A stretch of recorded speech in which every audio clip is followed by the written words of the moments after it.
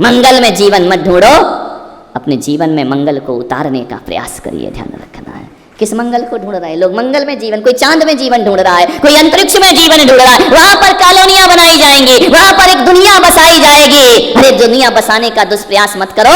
एक बात याद रखो, आधुनिकता की अंधी दौड़ में चांद पर जीवन मत ढूंढो, चांद पर दुनिया मत बसाओ, मंगल पर दुनिया मत बसाओ। परमात्मा की बसी बसाई दुनिया में आनंद से जिंदगी जियो और विदा हो जाओ। ज्यादा जीवन में उपद्रव करने की जरूरत क्या है? परमात्मा की बसाई हुई दुनिया में प्रेम से नहीं रह सकते हो तो अपनी बसाई दुनिया में क्या खाक प्रेम से रहोगे तुम अपनी जिंदगी में? ध्यान रखना, ये परमात्मा की बसी बसाई दुनिया है, हमें कुछ भी नहीं करना है, केवल इसमें प्रेम और मोहब्बत से रहना सीख जाएं तो जीवन आनंद में परिवर्तित हो जाएगा।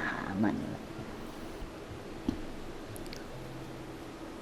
एक मकान हंस रहा था आदमी को देखकर, उसकी दीवारें हंस रही थी। आदमी को देख करके दीवारों ने आपस में बात की, ईंट ने ईंट से बात की। देखो ये आदमी चला जाता है, हम खड़े रह जाते हैं। आदमी तो दुनिया से चला जाएगा, जिसने बनाया है, जिस शान से खड़े होकर मकान बनाया है ना, उसी तरह उस मकान से आड़े होकर के बाहर निकाल दिया जाएगा, लिटा करके बाहर निकाल दिया जाएगा। मकान ने कहा कि हम खड़े हैं मजबूती के साथ, ना जाने कितनी पीढ़ियां आई और चली गई, बनाने वाले चले गए, हम खड़े के खड़े रह गए। अरे इनका परिवार बिखरता है, हम चार दीवारें आपस में कभी बिखरती नहीं, ये चार भाई बिखर जाते। हंस रहा था मकान तुम इंसानों पर। ईंट ने पूछा कि बताओ हम क्यों नहीं बिखरते और आदमी क्यों बिखर जाता है? उन्होंने कहा कि इसलिए ईंट बहनों कि हम एक दूसरे को मजबूती से पकड़ के रखते हैं, इसलिए हमारी दीवारें बिखरा नहीं करती हैं। और आदमी एक दूसरे को मजबूती से नहीं पकड़ता है, इसलिए उसका परिवार बिखर। ईंटों ने कितना मजबूती से पकड़ा है एक दूसरे को, एक ईंट दूसरे ईंट को पकड़ के रखती है, उसे खिसलने नहीं देती है, उसे खिसकने नहीं देती है। बोले हम चार दीवार और एक छत हजारों वर्ष खड़े रहेंगे, लेकिन बनाने वाला दुनिया से विदा हो जाएगा। किन मकानों की बात कर रहे हैं आप? एक बात याद रखना, दूध बहुत मीठा होता है, इतना माधुर्य होता है दूध में, और यदि उस दूध में थोड़ी सी शक्कर डाल दी जाए तो उसका स्वाद और ज्यादा बढ़ जाया करता है। लेकिन कभी आपने ख्याल किया, महिलाओं से मेरा निवेदन है, दूध में शक्कर डालो तो दूध का आनंद और ज्यादा बढ़ जाता है। लेकिन एक बात बताना, यदि उस दूध में जिसमें शक्कर भी डली है, केसर भी डला है, गुलाब जल भी डला है, बड़ा स्वादिष्ट दूध है, उस दूध में छोटा सा इतना सा एक प्याज का टुकड़ा गिर जाए तो फिर क्या होता है दूध का? बोलिए, आपसे निवेदन कर रहा हूँ, ना तो शक्कर का माधुर्य रहता, ना दूध का माधुर्य रहता है, ना केसर की खुशबू रहा करती है। एक बात याद रखना, वो छोटा सा प्याज का टुकड़ा यदि उसमें गिर जाए, पूरा दूध जो सुगंधित था वो दुर्गंध में परिवर्तित हो जाया करता है। मैं महिलाओं से निवेदन कर रहा हूँ, आपका परिवार दूध जैसे माधुर्य को लिए हुए है, और नफरत का प्याज का टुकड़ा उसमें गिरना नहीं चाहिए। ये महिलाओं का सबसे बड़ा दायित्व हुआ करता है। यदि एक टुकड़ा गिर गया नफरत का, घर की सुख चैन और शांति को बर्बाद होने में ज्यादा देर नहीं लगेगी। एक बात पुलक सागर की मान लेना कि जिन घरों में सुख शांति और प्रेम से लोग रहा करते हैं, ये गांठ बांध लेना अपने जीवन में, जिन घरों में सुख शांति से लोग रहते हैं वहां आने वाले लोग स्वर्ग से उतर के आते हैं, और वहां जीने वाले लोग मरने के बाद भी स्वर्ग की यात्राएं किया करते हैं। ध्यान रखना, जिन घरों में प्रेम होता है, जिन घरों में आनंद होता है, जिन घरों में प्रसन्नताएं हुआ करती हैं, उसके जैसा घर कौन सा होगा? स्वर्ग से सुंदर। नादान है वो लोग जो आसमान में स्वर्ग तलाशते हैं। मैं कहता हूं घर में ही स्वर्ग है, एक बार तलाशने की कोशिश करो। हमारा स्वर्ग नरक में परिवर्तित ना हो जाए, घर में ही देखो, एक सीढ़ी ऊपर चढ़ाती है और वही सीढ़ी नीचे उतारने का काम करती है। सीढ़ी का देखना है उपयोग क्या कर रहे हो। यदि ऊपर चढ़ोगे तो स्वर्ग की यात्रा होगी, और नीचे आओगे तो नरक की यात्रा तुम्हारे घर में प्रारंभ हो जाएगी। घर को स्वर्ग बनाओ।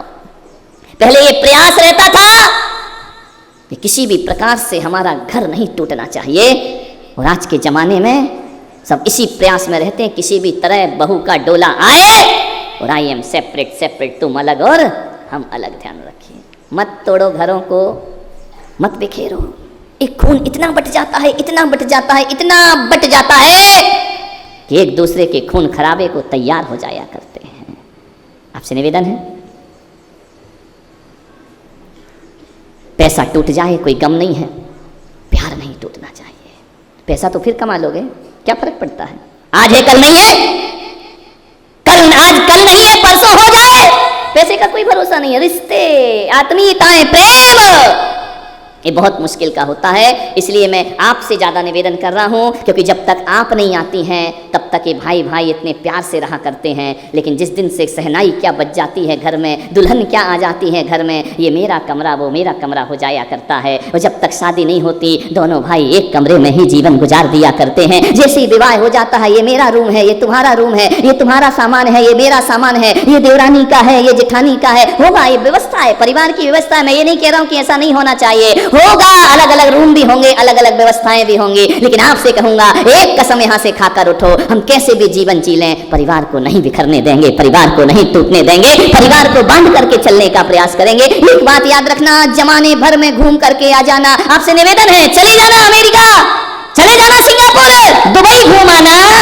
बैंकॉक चले जाना, हांगकांग चले जाना, पूरी दुनिया में कहीं भी घूमने चले जाना। अरे किसी भी तीर्थ में घूमने चले जाना, सम्मेत शिखर चले जाना, वैष्णो देवी चले जाना, गिरनार चले जाना, गंगा सागर की भी यात्रा कर लेना। एक बात याद रखना, जब आदमी घर से निकल के बाहर जाता है, घूमने जाता है, कश्मीर जाता है, कन्याकुमारी जाता है, मैं पुलक सागर कहता हूँ 8 दिन घूमेगा आदमी, 10 दिन घूमेगा आदमी, इससे ज्यादा नहीं घूमा करता है। बड़े बड़े तीर्थ पे भी जाता है तो 8 दिन बाद ऐसा लगता है चलो यार अपने औरंगाबाद वापस चलते हैं, अपने घर में वापस चलते हैं, अब थक गए, अब कितना घूमेंगे, अब घर वापस चलो। एक बात याद रखना, रिश्तेदारों का पीहर कितने दिन रहोगे, ज्यादा से ज्यादा खींच तान के गर्मी की छुट्टी में महीने भर रहोगी, उसके बाद फिर क्या होगा है? बोलो कहाँ चलते हैं? चलो अपने आप लौट चले, ध्यान रखना है।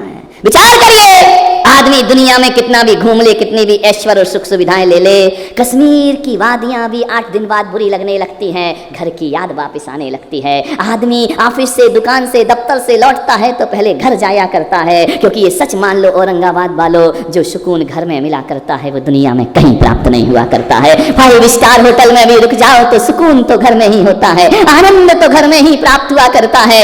आदमी बीमार हो जाए, अस्पताल में पड़ा रहे तो बूढ़ा भी कहता है अरे मर जाने दो तो मर जाने दो, मुझे घर वापस लेकर के चलो। हर आदमी अपने घर में लौटता है, हर आदमी को सुकून अपने घर में ही मिला करता है, शांति अपने घर में ही मिला करती है। ध्यान रखिए, मैं आपसे कह रहा हूं, नादान है वो लोग जो मंदिरों में सुख शांति की चाहना रखते हैं। अरे घर देखो, जिस घर में सुख शांति होती है उसे मंदिर जाना नहीं पड़ता, मंदिर खुद चल करके उसके घर में आ जाया करता है।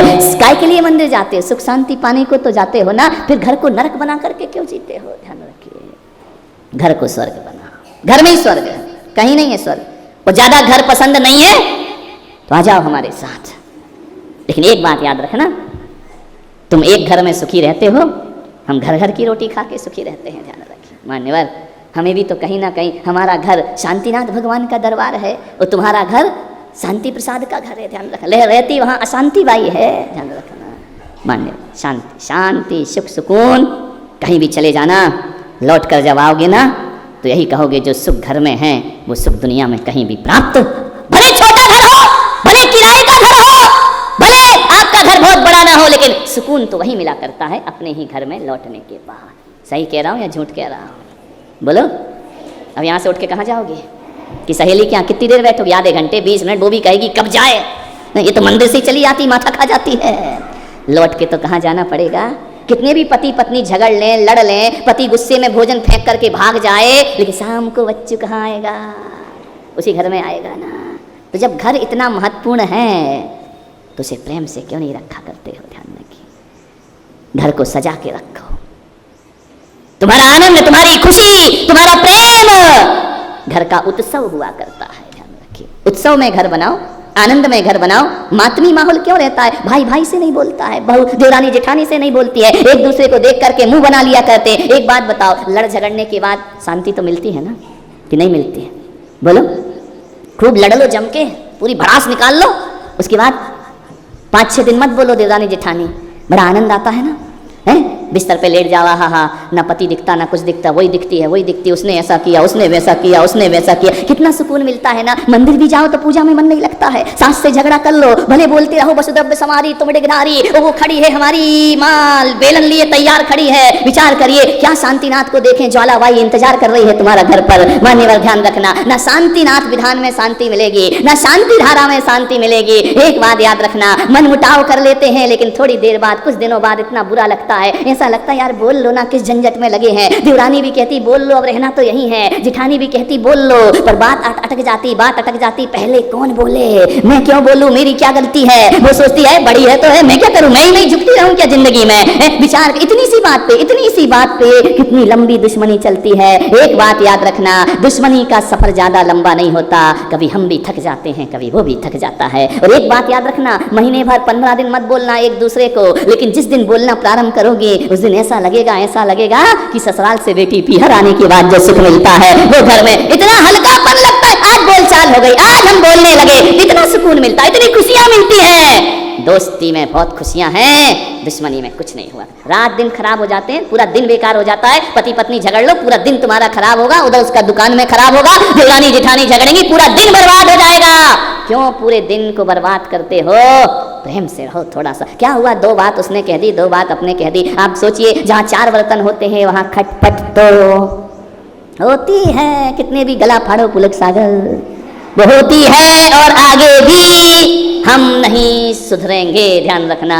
कोई बात नहीं, 4 बर्तन है, खटपट हो जाए उसकी कोई प्रॉब्लम नहीं है। पहले किचन होते थे, रसोई घर होते थे, 4 बर्तन रखे जाते थे, आवाज आया करती थी। लेकिन आजकल मॉड्यूलर किचन हो गए हैं, उनमें आवाज नहीं आती है, बर्तन टकराते नहीं हैं। पहले बर्तन टकराते थे, अब तो गिर के सीधे टूट जाया करते हैं, ध्यान रखना। अब टकराने की बात ही नहीं है। मेरा निवेदन आपसे इतना ही है, बर्तन टकराएं तो गम नहीं होता, बर्तन टूटना नहीं चाहिए जिंदगी में। 4 लोग आपस में भिड़े, टकरार हो जाए, कोई बात नहीं, कहा सुनी हो गई, कोई बात नहीं है, लेकिन रिश्ते टूटना नहीं चाहिए। टकराहट नुकसानदायक नहीं है, टूटन नुकसानदायक है। आज हमारे परिवार टूट रहे हैं, ध्यान रखना, टकरा नहीं रहे हैं। टकराते तो सभी घरों में टकराते थे, लेकिन परिवार टूटते नहीं थे। दशरथ के घर में भी टकराहट हुई थी, लेकिन कितनी भी बड़ी टकराहट हो जाए, 4 भाइयों में कोई टूटन पैदा नहीं करा सका। कोई दुनिया में मंत्रा और कैके नहीं आ सकी जो 4 भाइयों का प्रेम तोड़ सके। ध्यान रखना, टूटो मत, टकराओ, कोई बात नहीं, लड़ो झगड़ो, पिटो पीट लो, बाल खींच लो, गाल पे मार दो, यहां तक भी चलेगा, लेकिन शाम को बोल दो, क्या बोल दो, क्या बोल दो, आइए मिच्छामी, घर टूटने से बच जाएगा।